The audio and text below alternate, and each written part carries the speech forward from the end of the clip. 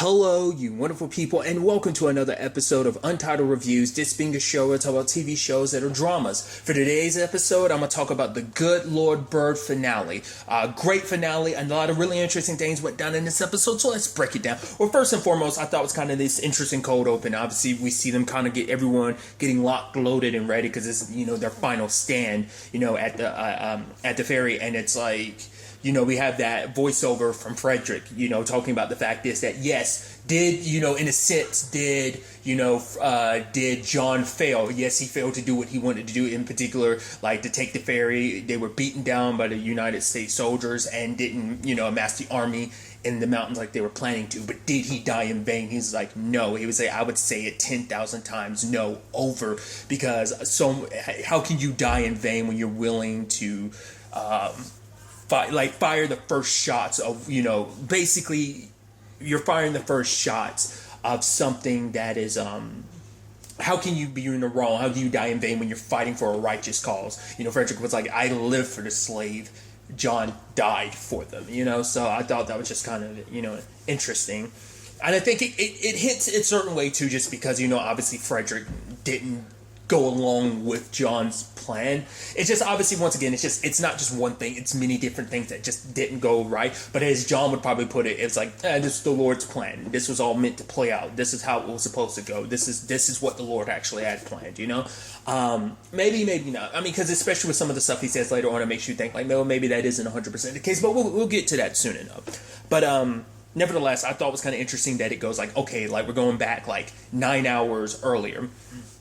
And so, obviously, like, you have, I can't remember if this is before or after, but you had, like, at one point, John, like, was standing in a light, and obviously, like, you had Henry praying, and for him, it's like, all that stuff that obviously, initially, it was him just playing the role, but obviously, like, he became a devout believer and stuff like that. In the sense that he was like praying and stuff, like all the stuff that the old man had taught him, kind of sunk in.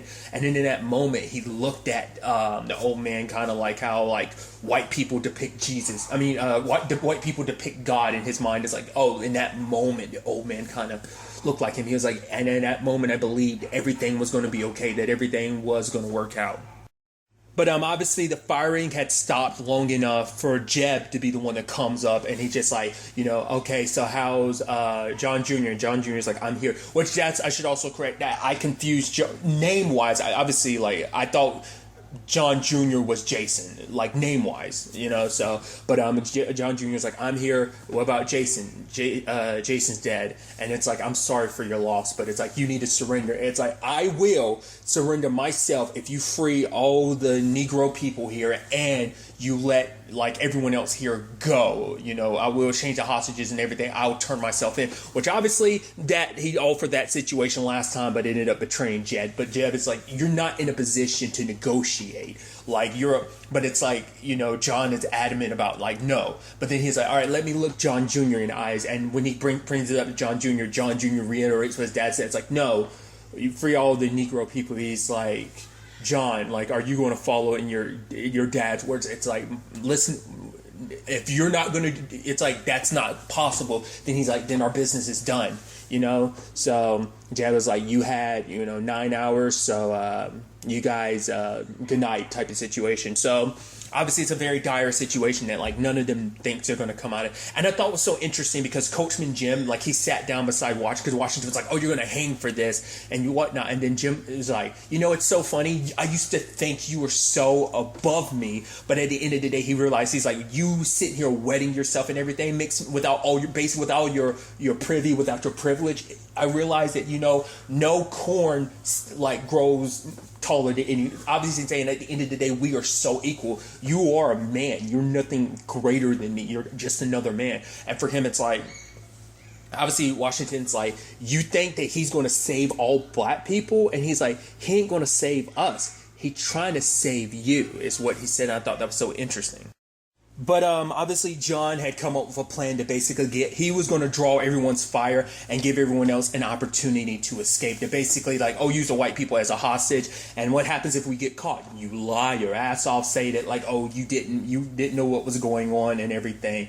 And obviously it's because it's a situation where it's like it's do or die, because it's like either we make it stay in here or we like die either way. Like, you know, for them it's like this is kind of a lose-lose situation. I mean, you know, it's a situation where it's like we have to basically choose how we want to go out. You know, are we going to stand here and fight? And it's like giving them that option. And they're even asking Emperor, like, what are you going to do? And he's like, you boys get some good night's sleep. And Henry's like, do you think they'll, you know, make exception for me or whatever? Because obviously it's like they don't care whether, you know, they don't care whether you are a man or a woman. Like, you colored, that's all they'll see. You just another, you know, black person to them. They obviously not the word to use, but it's like just another black person to them. Like, they'll hang you regardless. But he's like, what about my true nature? And they're laughing because they're like, oh, you're talking about your true nature. You I bet you them basically your peanuts. They haven't even can't even squeeze them or whatever. Like, obviously they're joking and stuff like that. But obviously it's a situation where it's like, regardless of what your situation is, it's like, you know, you have to make sure, are you going to die like a man? He's like, but how can I die like a man? I've never lived one. Like, I've never, you know, because, I mean, it makes sense because, like, I mean, you know, and I guess it all depends on your perspective, but, like, you know, even John's kids, you can look at them and still, at least some of them, you can look at them and it's like, no, they were still children in their own right, in their own, you know, but I'm sure in the state of everything, you're like, no, they're adults. But it's like, Henry Onion, it's still, you know, a kid, so it is that thing of, like, you know, when you haven't really lived, of course, you know, the thought of death, you know, scares you. But for them, they're willing to fight. So they end up giving Henry, it's like, okay, here's my pants, here's my shirt. Like, what are y'all going to wear? It's like, it doesn't matter. Like, all we care about is, like, you having a shot. When you make it out of here, you make your own freedom. You know, you get to decide how you live, who you get to be, you know. And so for them, they're all drinking, like, they're celebrating. It's like, to onion. You know, and it's little peanuts, and they're cracking up about it. I think they needed that. They needed that laugh. Once again, it's still that whole thing, I think, just because it's also like, because they all knew from the beginning Henry's situation. They're like, oh, we know what you are. Like, you're a dude dressing like a woman, but it's like, you know, obviously just how they look down upon him because of that as well. But I think it's still the thing of, all that you've done, I think even Jim had said that, like, after all that you've done, there's no way in hell, like, you've probably done more than any of us, because he's been with John for a long time now, you know, so obviously, like, you definitely would hang, you know, when it came to all of this. But they were trying to give Onion a shot, because it's like, if at least one of us is going to get out of here, you deserve it. You're young, you know, you can get your freedom from this. You can choose how you want to live, what you want to make of your freedom.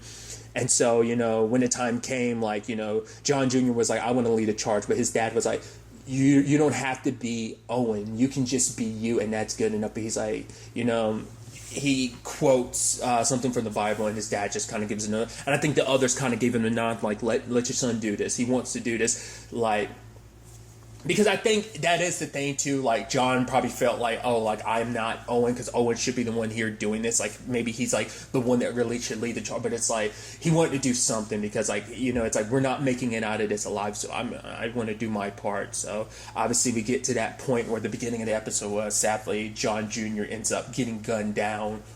And obviously they don't even have time to mourn. They've got to push forward. Onion's there as they disappear into the smoke. But you see the smoke starts turning red from all the blood. So it's like, yeah, you knew how that was going to end. But some of the people, because Onion wasn't the only one that got away. Other black folk got away as well. And obviously, you know, Onion talking about the moment they got out there, he's like, we played the most ignorant, you know, because obviously they placate to, like, any white people there to make them be like, oh my God, thank you so much. Oh my God, you saved us. Oh, you saved us from that. Oh, we so happy to be, you know, enslaved and stuff like that. Like, obviously they had to play the part. And Jeb came over and he was like, you look familiar. And I think this in itself speaks volumes, because Onion's like, I have no idea whether he felt sorry for me, whether he did recognize me and he felt sorry for me, so that's why he let me go, or whether even to Jeb, all black folk look alike. So, because that was the whole point. Like, Jim was like, Coachman Jim was like, hey, you say you from, like, if they catch you, you say you from this particular area.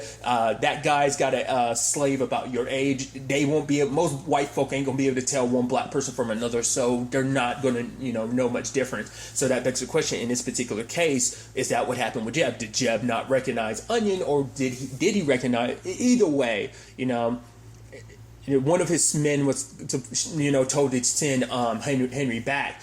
But he was like, the dude was like, I want to join the fight. He's like, the fighting's done. You know, it's like, it's not like he got any joy out of it, because I think he did. I think there was some part of Jeb that did believe, but I mean, regardless of whether he believed or not, like that all men were equal, it's still a thing of like, you're still writing, you're still with the people that support slave, you know, so, you know, but I mean, maybe changing someone's heart does matter, you know.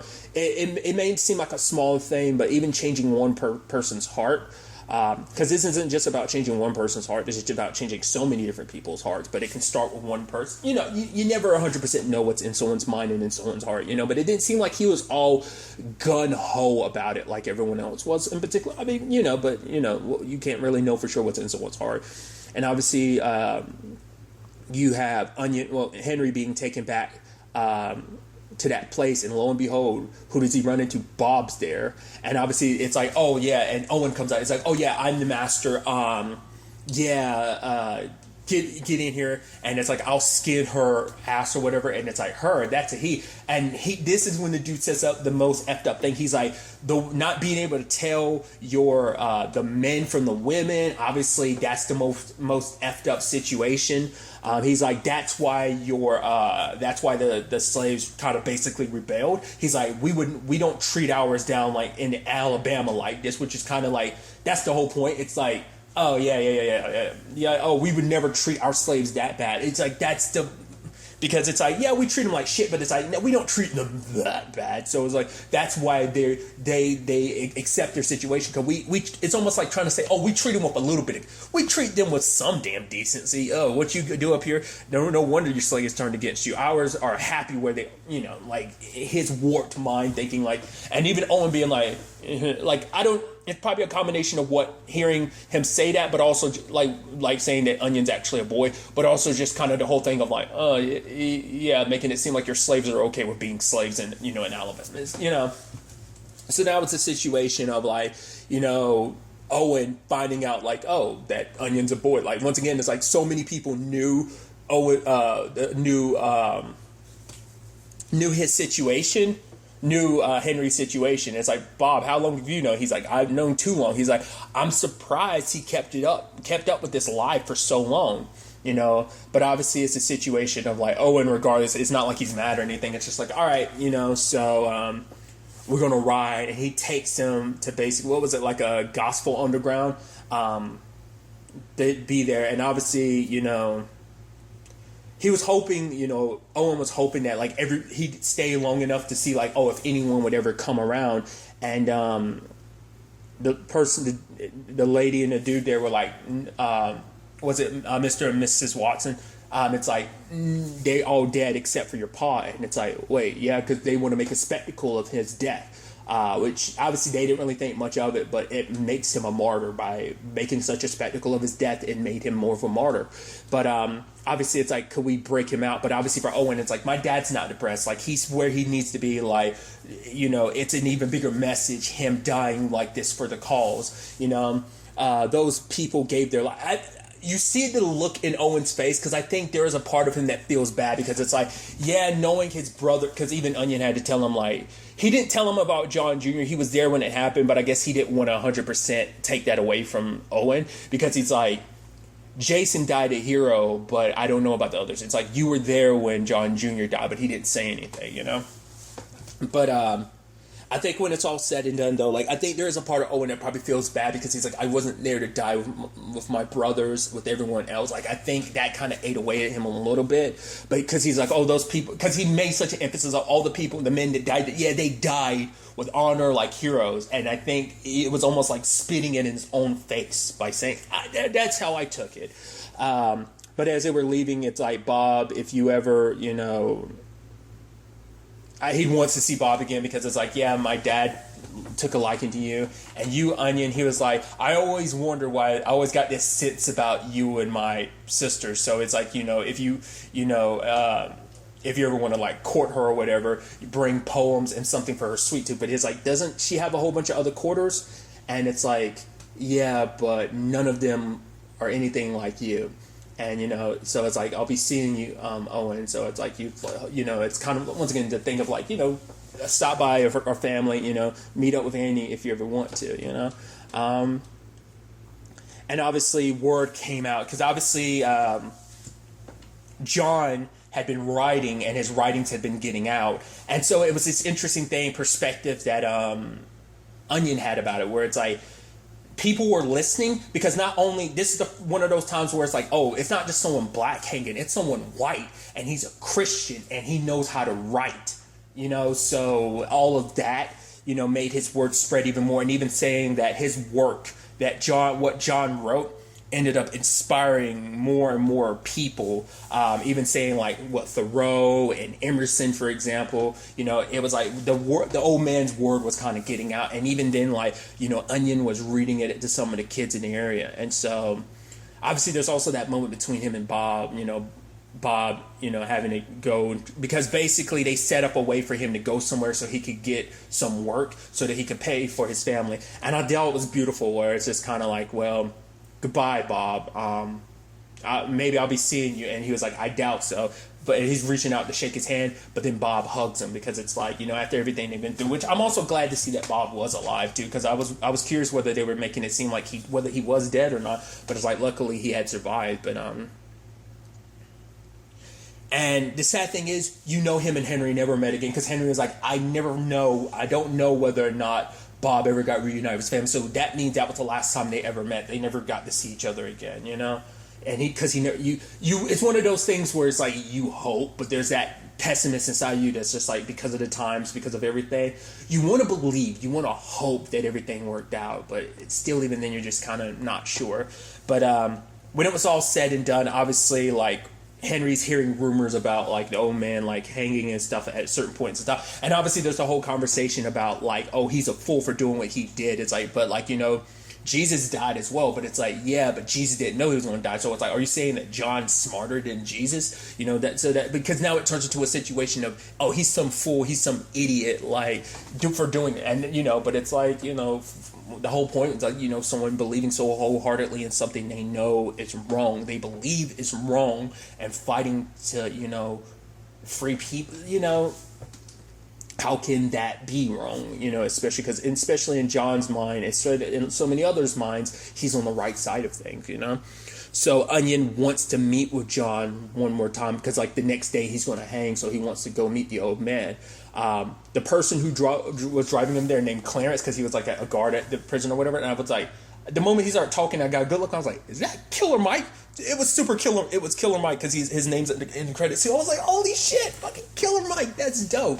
But obviously it's the whole thing of like, the whole conversation too is that John was able to reach way more people with his words than he could ever do with a gun, So it's like, oh yeah, like, so did you really roll with him for like 2 years? And he's like, yeah, we were side by side, thick and thin. Like, I think Onion's probably telling Clarence kind of like what I think you could probably almost look at this as kind of like, it's kind of a weird thing to kind of pull from, but once again, I've used this example in something else too, Final Fantasy, where like Titus is telling you the story up to the Xanarkin moment. Like the entire game is him being like, hey, listen to my story, and this is like him giving you future perspective on past events. So I think maybe you could look at it, Clarence kind of, maybe you could almost look at some of the story up to that point, him telling Clarence, as they get, maybe not, maybe I'm thinking too much about it, but he's able to reunite with the old man, and old man's like, it does my heart good to see you, Onion. And it was just, I won't lie to you, that them meeting up again like that, the circumstances and everything, it made, because you can tell like Onion was kind of getting choked up. Oh, Henry was getting choked up, and like a little bit from John as well. But I felt like I was choking up. I was definitely like tearing out. Dude. I had to fight back the tears. I was like, man, this shit getting me hard, dude. Like I knew it wasn't going to have like a happy ending, of course, but it was still just kind of like a, I don't know, it still hit me, because I think it's just where this started for them and where they ended up. Because obviously, for Henry, because at one point in time he was like, so many people, and it kind of goes back to the beginning of the season, like some people call him a killer, some a saint, some, a lunatic, but he was like talking to, he's like, because of the time he spent with him, he knows like, no, that old man ain't no lunatic. He saw something that no one else could see, he saw what direction everything was going, but it was just like the moment that they had, them talking and everything. And obviously him being like, oh, come in here and pray with me. And it's like, because they don't even lock his cell. He's like, oh, they didn't even lock it, because I guess maybe he has that privilege as a white guy. Maybe that's what that's supposed to be commentary, or maybe not. But it's like, but it's also because he's so wholehearted believing what he does. It's like he's like, maybe they expect me to run, but it's like, no, I'll take this situation. I'll take, this punishment or whatever. Like, because for him, it's like, he feels like he could do so much more with his life, like, in death, because it's like you're going to hang, like, doesn't that? But it's like, he's like, for him, it's like there's an infinite before and there's an infinite well after me. He's like, our lives are like this. They're a spark. They shine brightly and then they burn out. It's like basically our lives is just a spark in the infiniteness that is everything, but for him, it's like, if I could, just for that little bit of my life and be able to do some good, then it was all worth it. He was saying, like, it's going to take me 6 to 9 minutes to most likely die from the hang, and he's like, I can do so much, my life can mean so much more in those minutes than it has my entire life, believing that, everything he's done has been worthwhile. Obviously, it's a whole situation of regrets, because he's like, I shouldn't have stayed, like, I should have taken a bridge. He was like, that was my mistake. But, Onion's like, you did the best you could. But obviously, like, the whole thing about, them praying. And it's like, you lead the prayer this time. And it was like, you look after, Lord, can you please look after John tomorrow? Saying that basically, like, we just want some respectfulness. We just want to be, seen as human, not just something less than or other, And so, obviously, he's also like, I'm sorry for not giving Old Man Brown the password, but then John says, like, Lord, forgive me for changing the date. And Onion looks at him, because, it's him trying to make Onion feel better, beginning like, we've all kind of made our sins, we all made our mistakes, but once again, in his mind, it's almost like, yeah, he has his regrets about, like, he should have done things differently, but it is kind of what Onion said, you did the best you could, and, at the end of the day, like, he feels like my death might mean something, and so, it is a situation of, like, before he left and everything, he'd asked John, like, why didn't you ever question my situation, like, it's like, did you really not know? And it's like, John, he's like, I didn't care. It didn't matter. You were made the way the Lord made you. Be whoever you are in full. Because he's like, whatever your situation is, however you want it to be, however you want it to dress, it didn't matter. Like, the size of your shoes didn't matter. Same thing in this case, because it's like, the Lord loves you. And he's like, I love you. And I was like, oh, and it's like, if you, look after my family, watching, check in on them from time to time. And he was like, I was planning on it, and so that being their last meeting and everything, like I said, it kind of broke my heart, but, obviously the time came for it. And so, Onion couldn't necessarily be there because, like, no one black could be within, like, 3 miles of the place. But he's like, no one ever heard what John's final words were, but he's like, I want to believe. He's like, I kind of figured that they were. It's like, what a beautiful country. I think it's what But yeah. But we see, Onion at the very end. He's got, like, a Bible and everything. Well, I also skipped over the line where he was like, do you still have your good Lord bird? And he was like, a feather. And he was like, yeah, it's safe. He's like, do you know why the good Lord bird flies alone?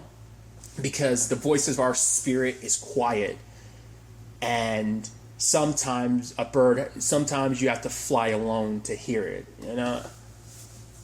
That basically, even if you have to be the one on your own, for him, it's like, even if I had to be the only one here, like, my spirit telling me that this is the right path, like, that, the Lord is speaking through you, like, or not even just the Lord speaking through you, but your spirit telling you what you need to do. Like, sometimes the spirit isn't always loud, so sometimes you need to fly alone so that you can have the quiet, so you can hear, because he was even like, do you hear your heart? He's like, do you hear mine? That in itself is, proof that we are alive, and it was just the whole scene in itself was just kind of like heavy, and yet there's this melancholy yet beauty to it. You know, it's weird. But I think the ending kind of represents, you know, what is Onion going to do with his freedom? Him with the book and everything makes me think like, you know, because I didn't quite catch what the book was. I didn't know whether that was going to be him kind of continuing on. I'm such an idiot because it's what Owen said. Like, if you ever come by, what is it? Bring a book of poetry, and he brought some sweets for, you know, so going to Annie. So it's like, he said we never see each other again, but maybe they can't. You know, what's next? What would be next for Henry's life? Because what was coming, as you know, because as we know, eventually, you know, the country did come to a civil war about slavery, and so when it was all said and done, it's like John was like, I'm not going to be here to see the change, but he's like, I hope that you live long enough to, you know, see the change, you know, that's coming, see what's coming. So you can try to imagine like what was next for Onion. You know, once again, what it was his choice to do with what, you know, his freedom. What did he want to make of it? What did he wanted to do? So because I even like at the end, obviously it shows you those who are still alive, but also those who were gone, like all the black people over the course of the show. Some you met, some you didn't, but the last one being Onion, and Onion smiling, you know. Maybe there's a deeper meaning to that, maybe being like, you know, his freedom, you know, being like having what he had because so many died to fight for it. So many, you know, the change that's coming to this country. I don't know. I'm sure there's many different ways to kind of interpret that. So, but yeah. Like I said, a great finale. I would assume there's not going to. I'll look into it before I finish this recording, but I'd assume there's not going to be a second season because this was just a limited series, I believe. So it seems like a one and done. But really, that's all I want to talk about. To the next time we meet, be happy, be safe, live life to the fullest, and enjoy it. Good day and goodbye.